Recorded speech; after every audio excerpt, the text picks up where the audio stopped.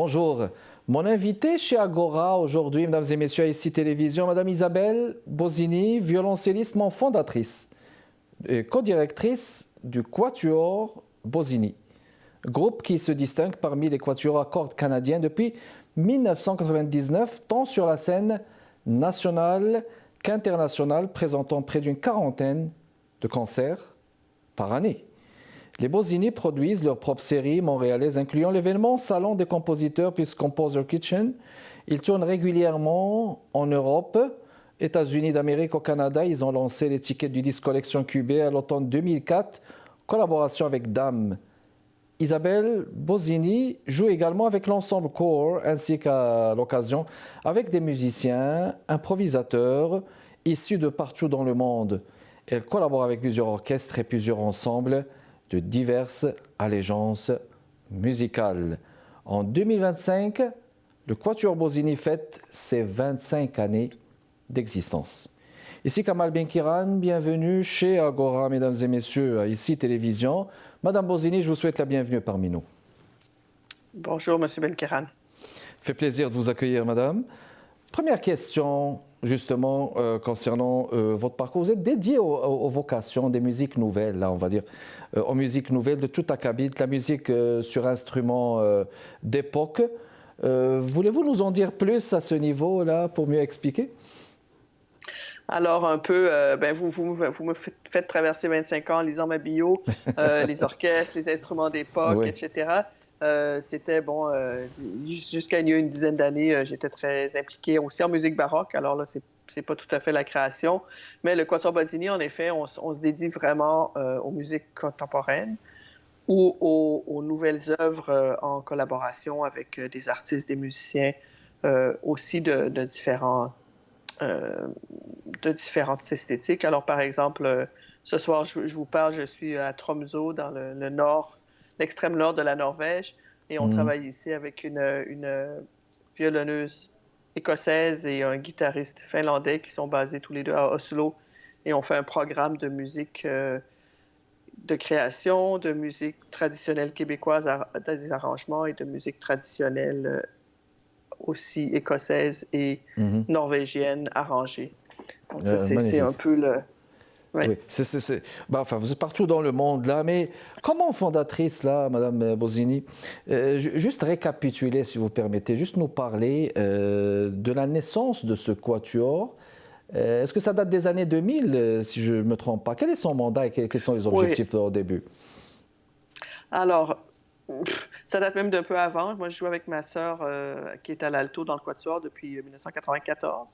Mais on ne s'appelait pas le Bozzini dans ce temps-là. Alors, le Bozzini, on a été fondé vraiment en 2000. On a commencé à faire des séries de concerts à Montréal en l'an 2000. Et c'était vraiment avec une idée de... On se consacre à la création contemporaine, beaucoup avec les jeunes compositeurs de chez nous, ou c'est aussi des compositeurs établis, avec des compositeurs d'un peu partout à travers le monde. Donc, c'est un mandat qui est assez vaste, mais en même temps qui se consacre évidemment à la musique de chambre. Et puis après, à la création. Donc, c'est rare qu'on refait le même programme. Oui, quelques fois au moins, on reprend, mais on n'est pas toujours... c'est pas comme un musical où on va le jouer 65 fois. C'était possible chez nous. On est toujours dans la nouveauté et le défi. C'est un état d'esprit, OK. Alors, en 2025, là, le Quatuor, il fête ses 25 années, là. Puis ça a commencé, comme on vient de dire, en octobre 2000. Bon, alors, question générale, là, qu'est-ce que vous retenez de tout ce parcours, Madame Bozzini? Plus de 2 décennies d'existence, vous avez été un peu partout. Quel est l'enseignement que vous retenez, justement, de toutes ces années de pratique musicale que vous avez projeté un peu partout dans le monde? Je vous dirais que c'est un mélange. À la fois, dans la durée, on apprend la patience. Ce projet dont je vous parlais à Tromsø cette semaine, c'est avec des musiciens qu'on a rencontrés en 2016, où on faisait un projet, c'était assez aléatoire. C'est un compositeur de musique électroacoustique de Huddersfield, en Angleterre, qui nous avait invités parce qu'il connaissait la violonneuse et le quatuor, et il voulait faire un projet. Puis bon, on a eu des atomes crochus et ça a pris un autre 8 ans finalement pour qu'on puisse concrétiser notre projet ensemble. Mais bon, c'est vraiment ça. C'est au travers des années, c'est évidemment la création, c'est évidemment les défis de la création qui sont aussi quelque chose qui nous nourrit, qui nous stimule, on sent aussi qu'on apporte quelque chose de différent, de nouveau pour les publics. Et qu'on sert évidemment les artistes, compositeurs, créateurs de notre génération, les plus jeunes et aussi les plus vieux. Oui, ça serait ça. Ça serait à la fois le challenge de tous les jours, le défi tous les jours d'avoir une nouvelle partition, un nouveau truc, une écriture qu'il faut déchiffrer, qu'il faut comprendre. Puis en même temps, ces relations qu'on construit dans le temps et qui font que les projets mûrissent, puis parfois ça peut prendre très longtemps et d'autres fois c'est tout de suite, on a un coup de foudre pour un artiste et on travaille et voilà, c'est tout de suite pris par les diffuseurs, par le public. Et d'autres fois ça prend plus de temps. Il faut aussi apprendre à persévérer là-dedans parce que c'est pas toujours des musiques qui ont beaucoup de presse et puis mais en même temps, on sent à chaque fois qu'on le fait que le public est vraiment prêt à l'entendre. Donc, c'est beaucoup de... C'est un beau parcours. J'ai envie de vous demander, est-ce que vous avez commencé par la musique de chambre, dans le fond? Parce que vous êtes chambriste, là, d'après votre biographie, là, comme j'ai vu. Vous avez commencé par ça, dans le fond? Ben, je dirais oui. Non, on a commencé par l'orchestre, à peu près toute la bande, là, parce que c'est ce qu'on fait quand on est jeune. On va pour les vents et l'harmonie à l'école ou l'orchestre des jeunes ou quelque chose comme ça. Donc, ado, c'était l'orchestre, mais dès le début de mes études professionnelles au conservatoire, déjà, je trouvais, ah oui, bon, je pense que l'orchestre, c'est pas ce que je veux parce que j'ai trop de choses que je veux dire, puis je peux pas m'obstiner avec le chef d'orchestre, donc il faut que j'organise mon propre orchestre. Tout à fait parfait. Donc oui, c'est ça. Je suis vraiment tombé en amour, moi, avec le quatuor à cordes. J'avais 18 ans, j'ai décidé, bon, c'est ce que je veux faire.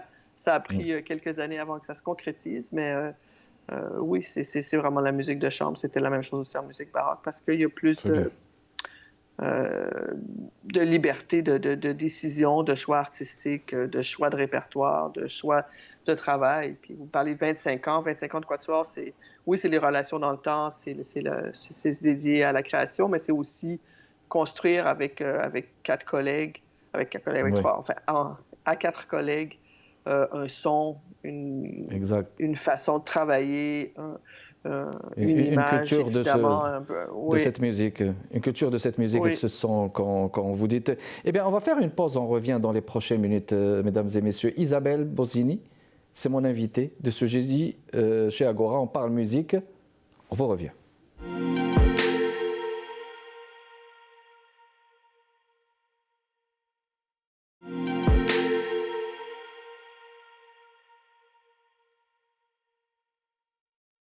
On est de retour avec vous, mesdames et messieurs, chez Agora, ici Télévision, Kamal Benkiran avec vous. J'accueille madame Isabelle Bozzini. On parle musique du quatuor Bozzini qui célèbre ou qui fête ses 25 ans d'existence. Je vais vous mettre au parfum de cette musique-là, l'une des prestations de ce célèbre quatuor et je vous reviens.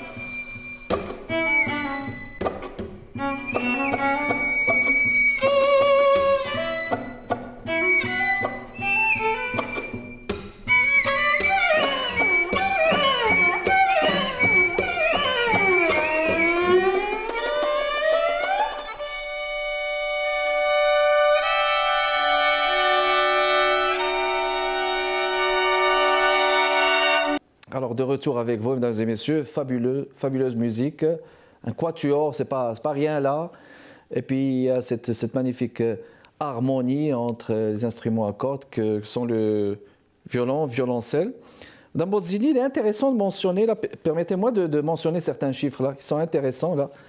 Il est intéressant de mentionner que le quatuor, Bozzini a donné de 2000 à 2024 931 concerts. Dans 351 à Montréal, 114 à travers le Québec, 466 au Canada, à l'international, et donné près de 500 créations mondiales, à plus de 400 commandes. Il faut dire ça, là, il faut le mentionner. On l'entend régulièrement sur les ondes des radios européennes, dont sur Here and Now, émission culte de la BBC 3. Alors tout ça, c'est vraiment là, un parcours intéressant. Là.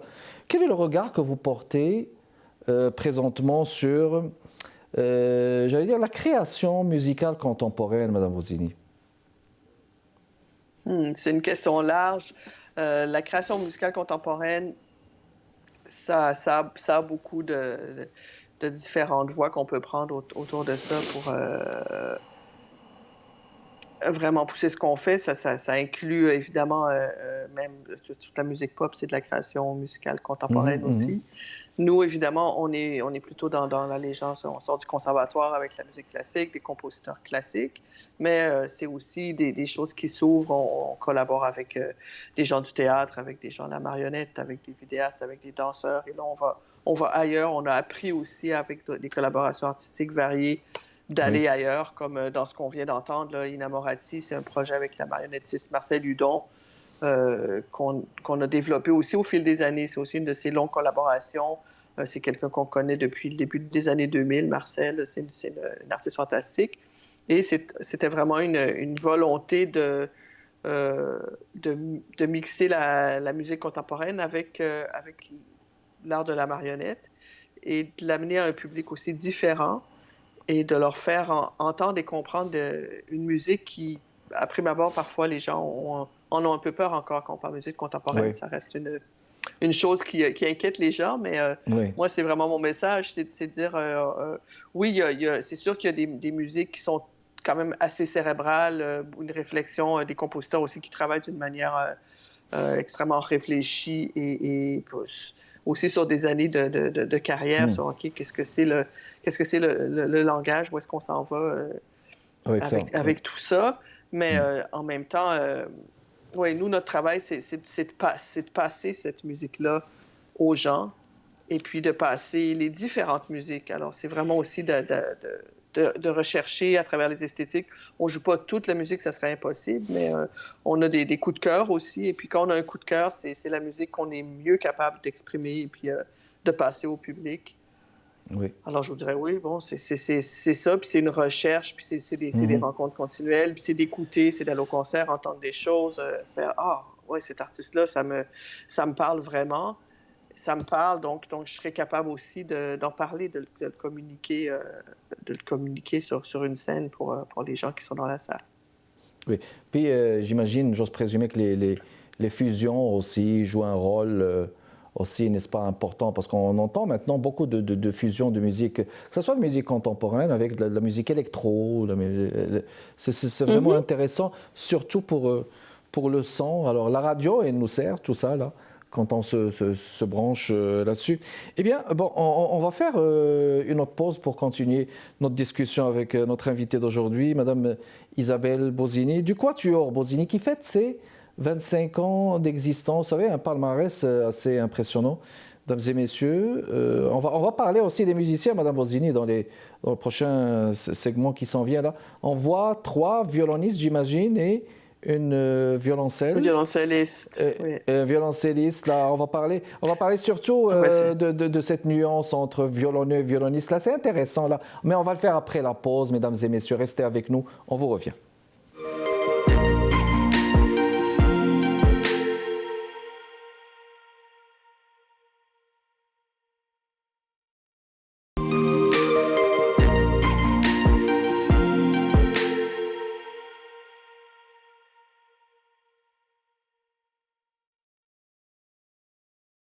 De retour avec vous, mesdames et messieurs.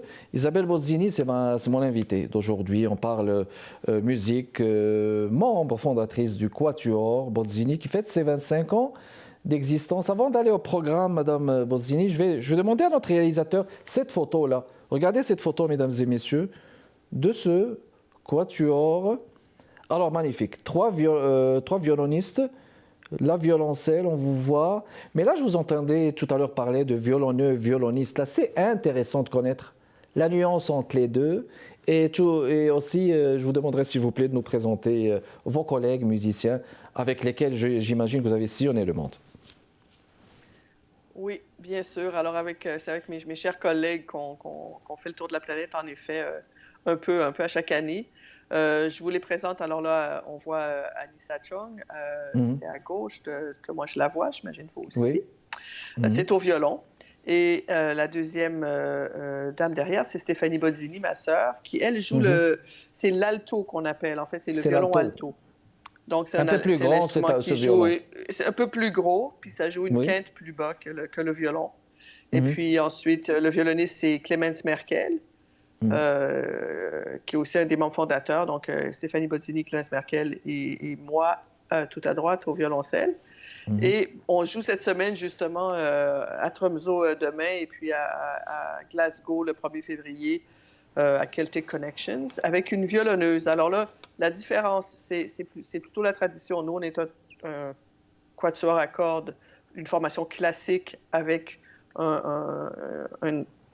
un entraînement classique au conservatoire ou dans les équivalents, les écoles de musique. Sarah Jane Summers, la violonneuse écossaise avec qui on joue, c'est une musicienne traditionnelle. Donc, elle travaille, c'est le même instrument qui vient de la même époque, qui est l'époque baroque de toute façon. Puis après, ils ont évolué dans le temps un peu. Le montage, le réglage des instruments est différent à l'époque moderne, mais c'est essentiellement le même instrument. Et c'est la question de la technique. Donc, c'est le répertoire qui fait que la technique est différente. Et puis, je pourrais vous dire, les violonneux ont une technique plus de... Ils travaillent beaucoup avec le rythme. Et l'archet est toujours sur la corde et plus haut sur la corde, normalement. Tandis que le violon classique, ben là, on est entraîné puis on apprend à faire toutes sortes de petites nuances, machin. Mais c'est un peu moins dans le beat. Dans le groove, comme dirait Sarah Jane. Oui. Donc, c'est différentes formations, mais on se rencontre à la fin, on travaille ensemble et puis on se nourrit. On nourrit et de nos techniques différentes et de nos musiques et de nos expériences. Chacun enrichit l'autre, exactement. Tout à fait. Alors, parlons, si vous voulez bien, de ce programme-là. Je l'ai ici, 1er février, Interwoven Festival, Celtic Connection, à Glasgow. J'imagine que vous êtes en train là de préparer. Puis 18, 22, 28 février. Puis j'ai ici 14 mars, 2 mai. Je vous laisserai nous commenter ça, Mme Bozzini. Oui. Alors, on est actuellement en tournée en Europe pour ce programme de Interwoven. On le joue en Norvège là, ces jours-ci. Et on va être à Celtic Connections le 1er février. C'est ce qui est dans le communiqué. C'est un très grand festival à Glasgow. C'est un des plus gros. Je pense que c'est le plus gros festival de musique celtique au monde. Enfin, c'est évidemment une musique en Occident. Mais voilà. Donc, pour nous, c'est une grande invitation d'être à Celtic Connection. C'est un honneur parce qu'on n'est pas des musiciens traditionnels au départ, mais on a cette affinité avec cette musicienne-là. Et puis, c'est vraiment un programme qui a été développé aussi avec Alissa Chung, la violoniste qui, Alissa fait ses 10 ans au Quatuor maintenant. Et puis, c'est aussi une compositrice. Elle nous a écrit déjà quelques quatuors classiques, magnifiques. Et maintenant, elle a fait des arrangements traditionnels et une ou deux pièces de sa composition, donc qui sont dans l'esprit des tunes de musique celtique, donc des chansons traditionnelles, mais de sa composition, avec sa recherche. Puis vous allez fait la même chose. Vous allez être en tournée aux Maisons de la Culture Innamorati, 18, 22 et 28 février, puis au MDC Claude Léveillé, Saint-Émile Legault, MDC Plateau, Montréal. Puis 14 mars, vous allez être Effusion d'Amicizia. Effusione d'Amicizia. Pardon, la prononciation. C'est en italien, là.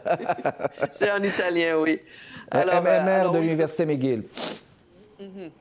Alors, c'est des programmes. Donc, janvier, c'était cette tournée Interwoven. Février, c'est une tournée avec Innamorati, qui est aussi un Italien. C'est Oui. basé sur la comédie de Commedia dell'arte.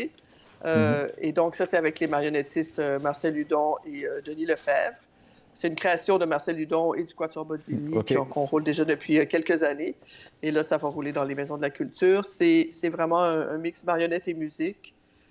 Donc, on est sur scène avec des écrans du théâtre d'ombre, des projections, des marionnettes qui se promènent au milieu du quatuor. Ben, magnifique. Donc, oui, c'est une pièce avec des magnifiques musiques des compositeurs. C'est tous des compositeurs qui étaient basés à Montréal, dont certains sont encore là. C'est Anna Sokolovic qui a écrit Commedia dell'arte pour nous.